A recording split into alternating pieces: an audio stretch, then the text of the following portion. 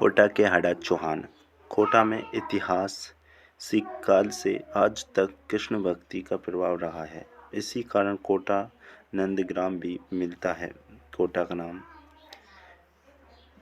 1631 में शाहजादा ने बूंदी नरेश रतन सिंह के पुत्र माधो सिंह को कोटा देकर बूंदी से स्वतंत्र कर दिया।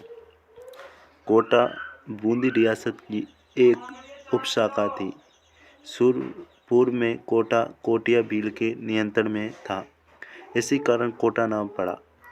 1264 ईस्वी में बूंदी राजा समर सिंह के पुत्र राव जेत सिंह ने चंबल नदी के पूर्वी किनारों पर कोटिया भील को मारकर अपना राज्य जमाया। विजय सिंह 1752 से 1798 भक्त सिंह का पुत्र। इसके समय राम सिंह ने 1754 में मराठा जयपा सिंधिया के नेतृत्व में जोधपुर पर आक्रमण किया। माधो सिंह स्वास्थ्य खराब होने के कारण 1648 ईस्वी में 48 वर्ष की उम्र में निधन हो गया माधो सिंह का। इस समय में शाही दरबार में 5000 मनसब एवं 25 सवारों के अधिकारी थे। कोटा का बड़ा महल, पटन, पोल, नाकार, खानों का दरवाजा आदि निर्माण करवाया।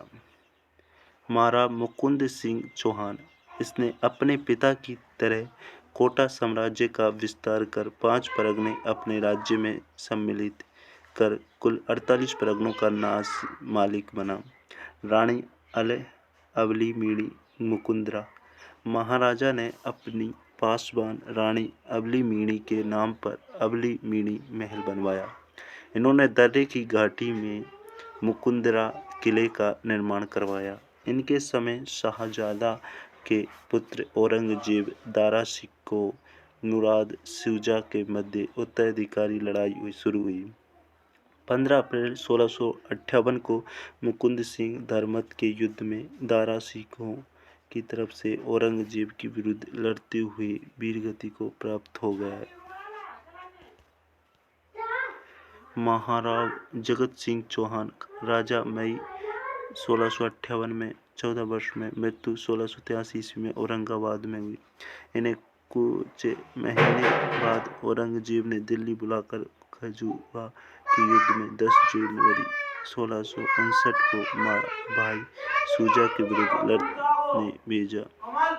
युद्ध में शुजा तो घबरा कर भाग गया और जगत सिंह मराठों के विरुद्ध लड़ाई में कई वर्षों तक दक्षिणी भारत में बुरहानपुरा पे औरंगाबाद में रहे। यहीं पर मृत्यु हो गई। किशोर सिंह चौहान 1684 से 1695 राजा 1684 को राजा औरंगजेब ने नियुक्त किया।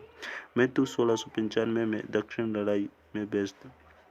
इनके समय 168 में मगेरपाल जैन व्यापारी ने स्वानपुर के पास चांदखेड़ी में भगवान आदिनाथ का जैन मंदिर बनवाया। महाराज राम सिंह चौहान शासन काल 1695 से 1705 औरंगजेब के उत्तराधिकारी मुअज्जम और राम सिंह ने औरंगजेब की मृत्यु के लिए छोटे पुत्र आजम शाह का पक्ष लिया। बूंदी के बुद्ध सिंह व आमेर के जय सिंह ने बूंदी के बुद्ध सिंह और आमेर के जय सिंह ने मुअज्जम बहादुर शाह का पक्ष लिया। राम सिंह चौहान जब धौलपुर के युद्ध में आजम शाह की ओर से लड़ते हुए शहीद हो गए। राम सिंह ने मराठा तालाब तथा रामपुरा बाजार बसाया। इसके समय कोटा शहर के परकोटे साहिब नाम का निर्माण प्रारंभ हुआ। भीम सिंह आड़ा चौहान शासनकाल 1707 से 1720 रहा। बादशाह फर्रुख सिंह ने इन्हें गागरोन सौंपा। बूंदी के बुद्ध सिंह थे। आक्रमण कोटा जीता। कोटा 1713 में दिल्ली के बहादुर शाह भीम सिंह बूंदी को अपने अधीन कर लिया। 1715 में बूंदी के अधीन, 1719 में कोटा की जीत। ये वृंदावन के से होते हुए कोटा लौट रहे थे तो वैराग्य हो गया और अपना नाम कृष्णदास रख लिया। इन्होंने कोटा का नाम नंदगांव और शेरगढ़ का नाम बरसाना रखा। कोटा में अपने राज्य के सिक्के ढालने की प्रथम टकसाल लगाई। ये शाही सेना के साथ 1720 में पंडार के युद्ध निजामुद्दीन के साथ लड़ते हुए वीरगति को प्राप्त हुए। मुगल सम्राट फर्रुखसिंह ने भीम सिंह को शेरगढ़ किला उपहार में दिया। दुर्जन साल आड़ा चौहान शासनकाल 1723 से 1756 रहा। इनके समय प्रमुख सरदार एवं दीवान झाला हिम्मत सिंह था। 1747 ईस्वी में कोटा व उदयपुर की संयुक्त सेना का जयपुर की सेना से राजमहल टोक का युद्ध हुआ, जिसमें जयपुर शासक ईश्वर सिंह की जीत हुई। 1748 ईस्वी में संधि हुई। शत्रुसाल चौहान कोटा शत्रुसाल और बटावड़े का युद्ध हुआ। 1760 में कोटा के शासक थे शत्रुसाल और जयपुर के थे सवाई माधो सिंह के बीच बंटवारे का युद्ध 1760 में हुआ।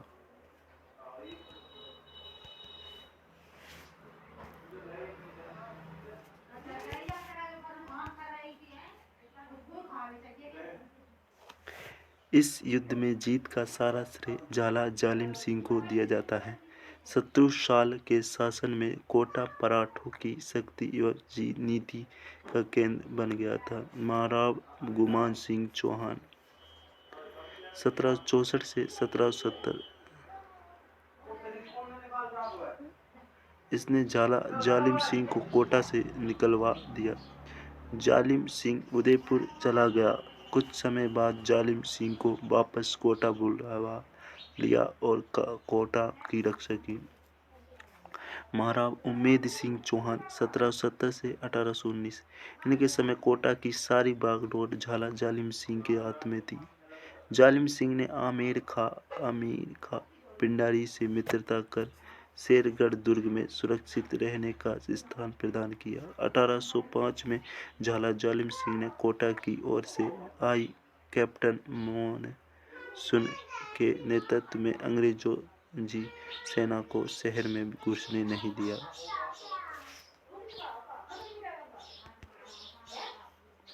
26 दिसंबर 1817 में कोटा रियासत की तरफ से अंग्रेजों से संधि कर ली। जालिम ने मार्च 1818 में मुक्त कप से संधि 2 शर्तें जुड़वा दी। झाला जालिम सिंह व उसके उत्तराधिकारी कोटा के पूर्व अधिकार युक्त राज्य मंत्री होंगे। महाराव उम्मेद सिंह व उनके उत्तराधिकारी कोटा के राजा माने जाएंगे। महाराव किशोर सिंह 1817 से 1827 इनके समय भी फौजदार व दीवान का पद झाला जालिम के हाथ में था। कुछ समय बाद जालिम सिंह ने अपने पुत्र झाला माधो सिंह को कोटा का फौजदार नियुक्त कर स्वयं पारण चले गए। किशोर सिंह सेकंड ने अंग्रेजी सरकार से जुड़ी गुप्त शर्तों हटाने का प्रयास किया, परंतु असफल रहे। मृत्यु 1827 में हुई। झाला जालिम सिंह की मृत्यु 1823 में। महाराव राम सिंह सेकंड का शासनकाल 1827-1864 था। 1833 में झाला माधो सिंह की मृत्यु। इनके बाद इनके पुत्र झाला मदन सिंह कोटा का फौजदार नियुक्त हुआ। झाला मदन सिंह व झाला राम सिंह सेकंड के मध्य अब अनबन हो गई, तो कंपनी सरकार ने कोटा से 17 परगने अलग कर झाला मदन सिंह को देकर एक नई रियासत झालावाड़ का गठन करने का आदेश जारी किया। 1818 में राजधानी झालरापाटन थी, पूर्ण नाम पाटन। झाला मदन सिंह कोटा का प्रथम स्वतंत्र शासक बना। यह अंग्रेजी जो द्वारा बनाई गई अंतिम रियासत थी। महाराव राम सिंह सेकंड के काल में 1857 का प्रथम स्वतंत्र संग्राम लड़ा गया। झालावाड़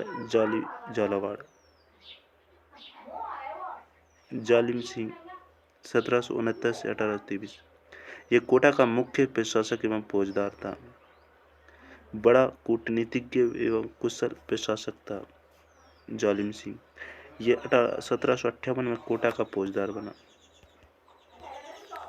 इसने 1791 में झालावाड़ नगर बसाया।